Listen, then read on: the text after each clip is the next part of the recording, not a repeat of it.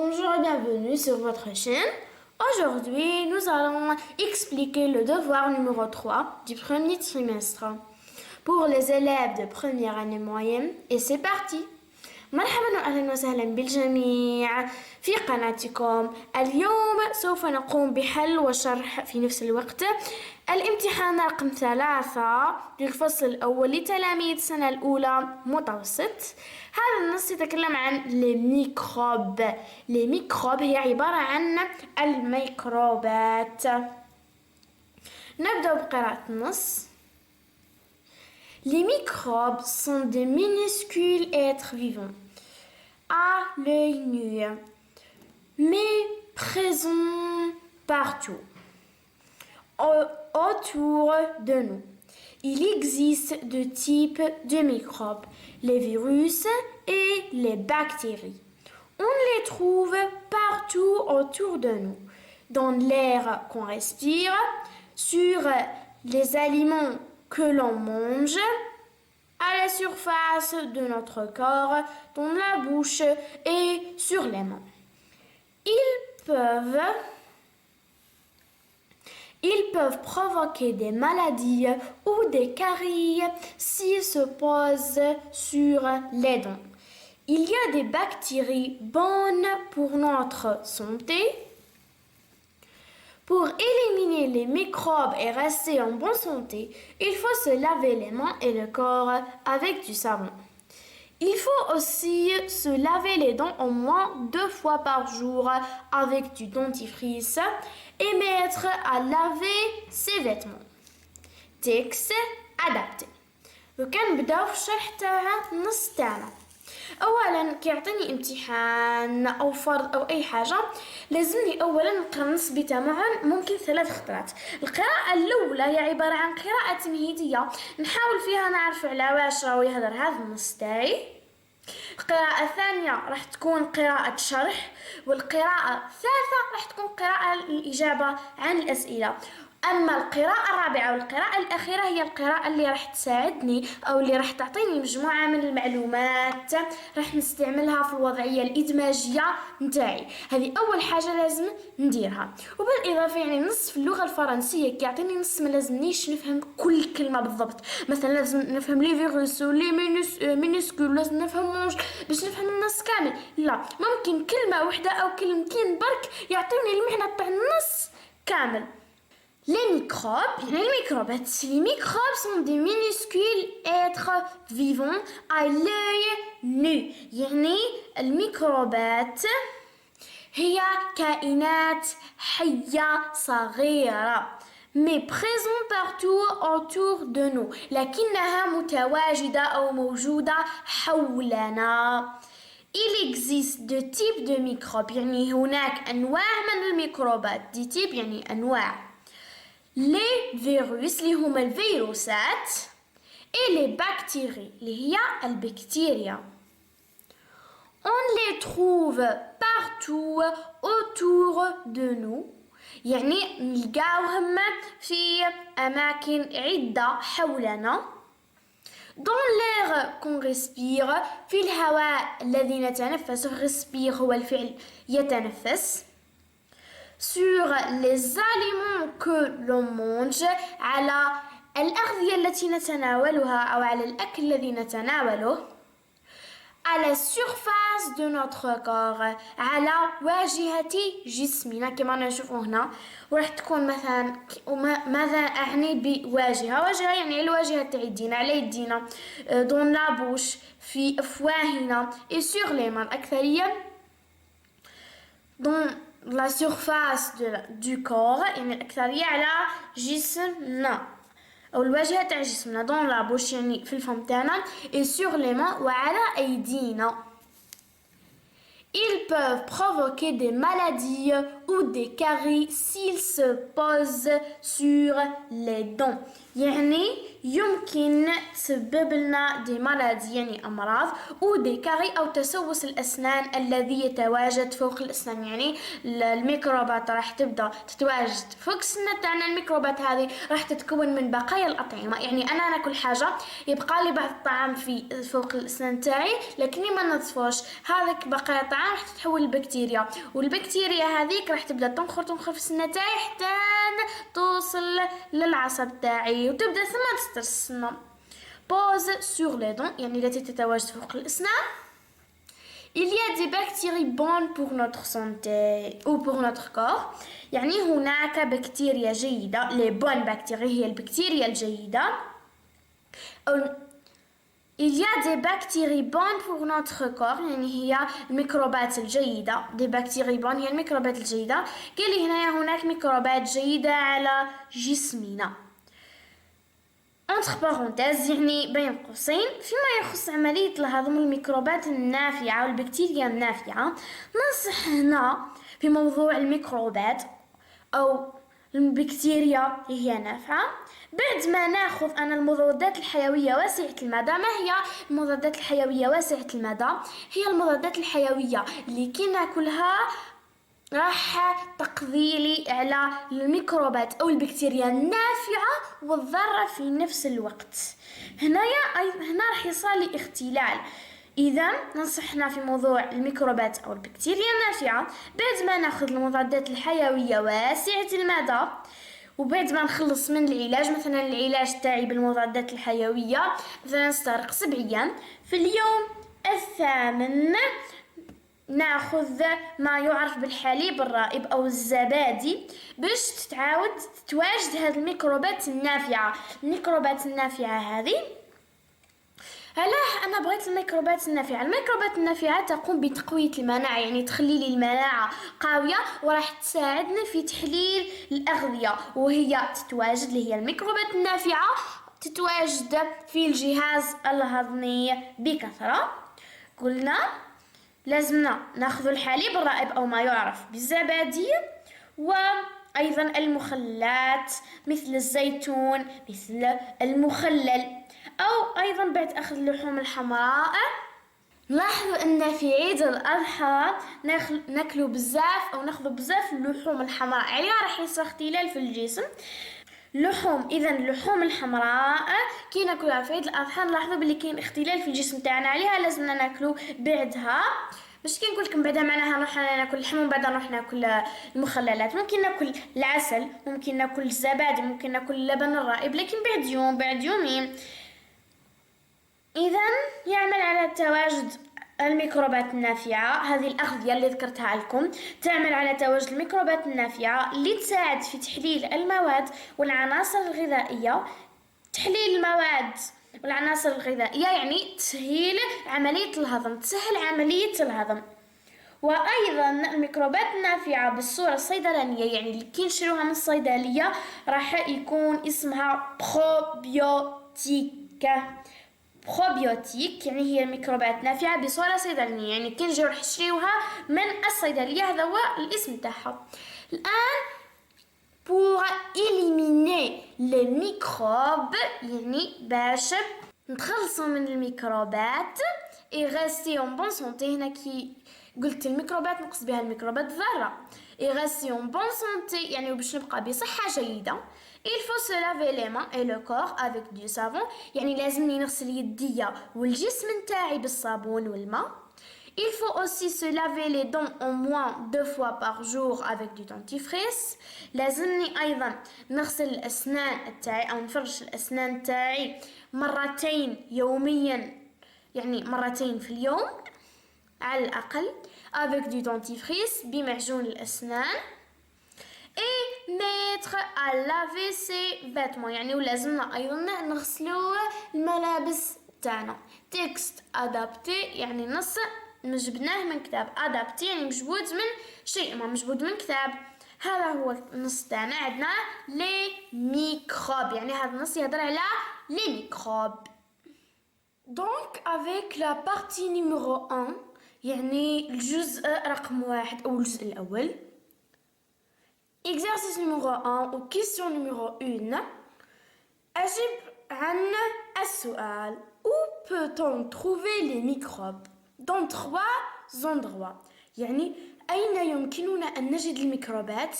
أعطي 3 أماكن يمكننا فيها أن نجد الميكروبات. نرجع ديريكتومون للنص. نروح واش قال لي on les trouve partout autour de nous. يعني نلقاوهم أو نلقاو الميكروبات بزاف حولنا. dans l'air qu'on respire في الهواء الذي نتنفسه. sur les aliments que l'on mange فوق الأطعمة التي نتناولها et à la surface de notre corps وعلى واجهة جسمنا. إذن المناطق 3 أو les 3 endroits الأماكن 3 التي نجد فيها الميكروبات هي أول مكان هو l'air اللي هو الهواء.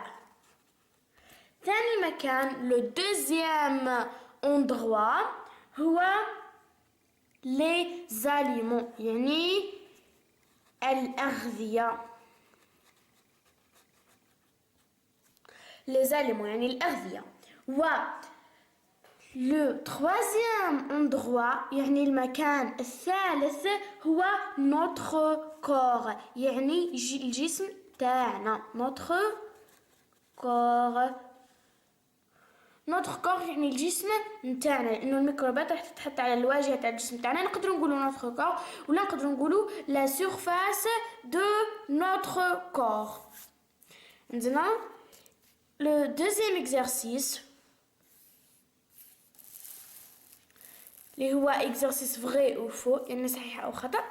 écris vrai ou faux يعني اكتب صحيح او خطا à la fin de chaque phrase في نهايه كل جمله. Les microbes sont des organismes visibles à l'œil nu. هنا واش نلاحظ قال لي à l'œil يعني نقدر نشوفهم بالعين المجرده هي لا وثاني هنا قال لي des organismes هي لا هي عباره عن des êtres vivants يعني هنا نحط faux. Les microbes sont les virus et les bactéries يعني الميكروبات هي الفيروسات والبكتيريا. راح نشوفوا في النص تاعنا نلاحظوا باللي قال لي il existe يعني كاين de type de microbes يعني كاين انواع من الميكروبات كيما الفيروسات والبكتيريا. اذا c'est vrai. les microbes peuvent provoquer des maladies يعني الميكروبات ممكن تسبب لنا امراض. نروحوا نشوفوا في النص لاحظوا هنايا il peut provoquer des maladies يعني ممكن تسبب لنا امراض. نلاحظوا هنايا باللي الاجابه تاعنا تقريبا رانا كامل نهزوهم من النص لان رانا في الجزء الاول اللي هو comprehension de l'écrit يعني كلش من النص. pour ton corps عندنا pour toutes les bactéries sont mauvaises pour notre corps ou pour ton corps يعني الميكروبات كامل تعتبر ضارة للجسم نتاعنا. راح نشوف النص قالنا il y a des bonnes bactéries ou il y a des bactéries bonnes pour notre corps يعني باللي كاين ميكروبات جيدة لجسمنا أو ميكروبات نافعة pour ton corps يعني في الجسم تاعك. donc c'est faux.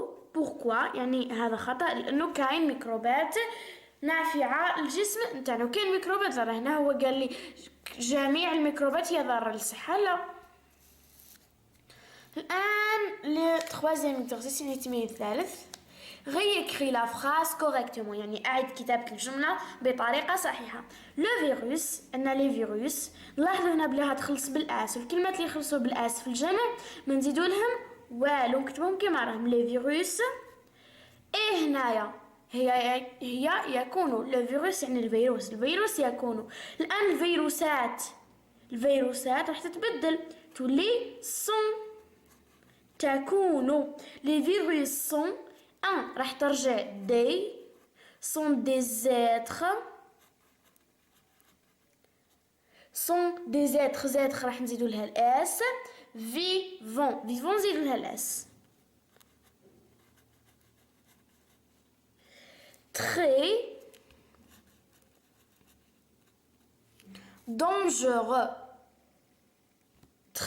dangereux دونجورو راح تبقى كما هي. قلنا في لو سينغولي يعني في المفرد نقولوا لو فيروس être vivant très dangereux et au pluriel يعني في الجمع نقولوا les virus sont des êtres vivants très dangereux et point يعني نقطة. complète le tableau يعني أكمل الجدول. راح نكملوا الجدول تاعنا. الجدول هنا عندنا verb وعندنا nom يعني عندنا الفعل وعندنا الاسم. le verbe يعني الفعل و le nom هو الاسم. عندنا الفعل مثلا عندنا laver يعني يغسل و éliminer يقلل أو يصغر أو يتخلص. عندنا لافي راح نحولوها الاسم. أول حاجة نزيدوا لها أو الفعل لافينا راح نحولوه الاسم. أولا نزيدوا له ضمير مثلا لو. إليميني نفس الشيء بصح ما تصحليش ندير له علاه لأنه هو أصلا هو يبدأ بفوايل. إذا نحط أبوستروف لو نكتب الفعل كما راهو نحيلو ار نحيلهم ار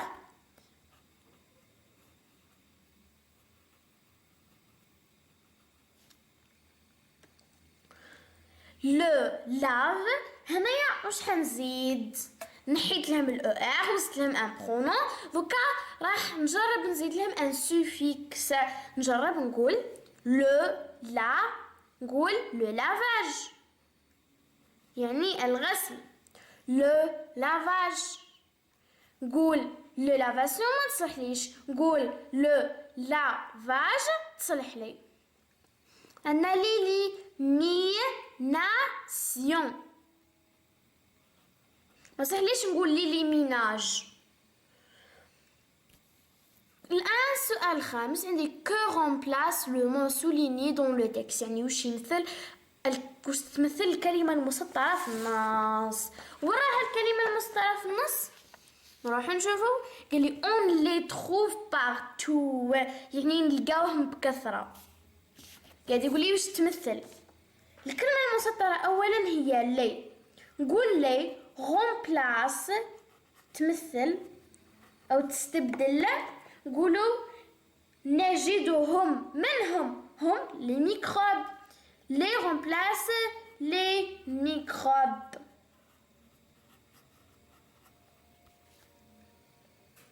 Pourquoi est-il employé علاه استعملنا لي وما قلناش لي ميكروب. دوكا راح نجاوبو il est employé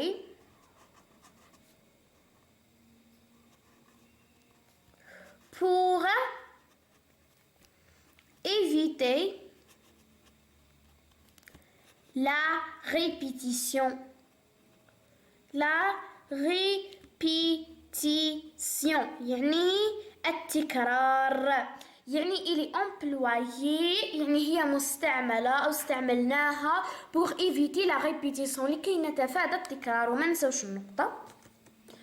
الآن السؤال السادس والأخير mais les verbes entre parenthèses au présent de l'indicatif يعني قال لي ضع الأفعال entre parenthèses يعني بين قوسين في زمن الحاضر البسيط. قاعد يقول لي l'enfant changer ses vêtements.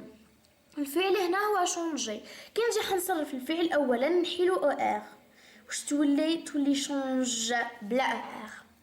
نقولوا l'enfant يعني الطفل. الطفل باش نعوضوه بهو أو نعوضوه بإيل. نقولوا il change واش نزيدولو تولي il change ses vêtements يعني هو يغير ملابسه. moi et mon frère الفعل هنا هو utiliser. نحيو ال er. بعد هنا عندنا moi et mon frère باش نعوضوها يعني أنا وأخي نعوضوها بنحن. نحن هي nous utilisons ONS نزلها ONS. nous utilisons le dentifrice au fluo يعني نحن نستعمل معجون الأسنان au fluo. الآن مع الجزء الثاني partie numéro 2. الجزء الثاني هو عبارة عن الوضعية الإدماجية كما نقولوا لا برودكسيون إكريت، هي الوضعية الإدماجية. نبدأ نقراو السياق أو لو سوجي يعني الموضوع. ton voisin tombe souvent malade يعني الجار تاعك ديما يمرض، كما نقولوا المناعة تاعو ما راهيش قوية. il ne prend pas soin de lui يعني ما يهتمش بروحه.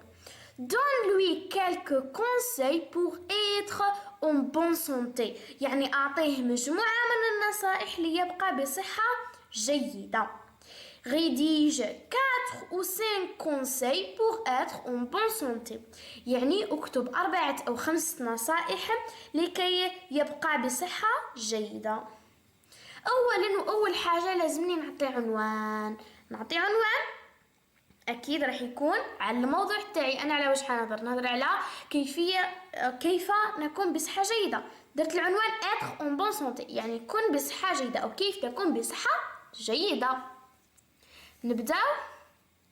pour être en pleine forme يعني لكي تكون بصحة جيدة أو نكون بصحة جيدة. tu dois écouter ton corps يعني لازمك تسمع للجسم تاعك، لازم تلبي له الاحتياجات تاعو. et en prendre soin يعني ولازم تهتم به. عطيت أنا مجموعة من النصائح هنايا. حاول الحفاظ على الصحة. نعطي النصيحة الأولى، عطيتكم يعني جميع الخيارات تقدروا تستعملوهم. tu dois prendre 4 repas par jour يعني لازمنا نتناولوا 4 وجبات في اليوم. كي قلت 4 وجبات في اليوم زايد عندنا حنا 3 وجبات، لو ديجوني لو بوتي ديجوني اي لو ديني يعني الفطور الغداء والعشاء. زدت لهم معايا لو غوتي. لو غوتي يعني كيما نقولوا هي ذيك الوجبة الصغيرة اللي تقع بين الغداء والعشاء. tu dois varier ton alimentation يعني لازمك تنوع في الماكلة تاعك. tu dois manger des aliments riches en vitamines يعني لازمك تاكل أغذية غنية بالفيتامينات.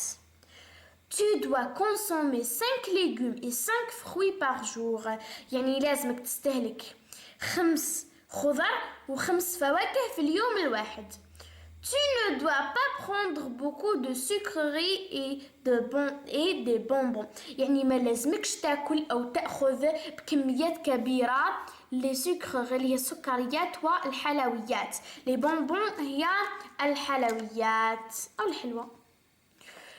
tu ne dois manger ni trop gras ni trop sucré يعني ما لازمكش تاكل بكمية كبيرة الدهون أو ما لازمكش تاكل الدهون بكمية كبيرة وما لازمكش تاكل السكريات بكمية كبيرة. tu dois te brosser les dents régulièrement يعني لازمك تغسل سنيك régulièrement يعني بانتظام. tu dois prendre des douches souvent يعني لازمك تاخذ des douches يعني حمام souvent يعني أو régulièrement يعني بانتظام. أولا راح نقول لكم هنايا كيفية كتابة وضعية إدماجية. أولا قلنا لو تيتر دو تكست جد مهم يعني الوضعية يعني عنوان النص. ثانيا لازم نخلي بياض. ثالثا هنا وش قال لي كونساي نصيحة تكون نخلي شوي فارغ هكا ونبدا نحط نقطة ونكتب كي تخلص النصيحة هذه نحط نقطة.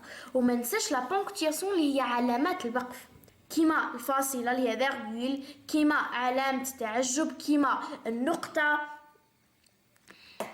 ولازمنا أيضا عندنا لا فورم لو تيتر دو تكست يعني لو سوجي يعني النص ما لازمناش نخرجوا، لازمنا نتقيدوا بالنص.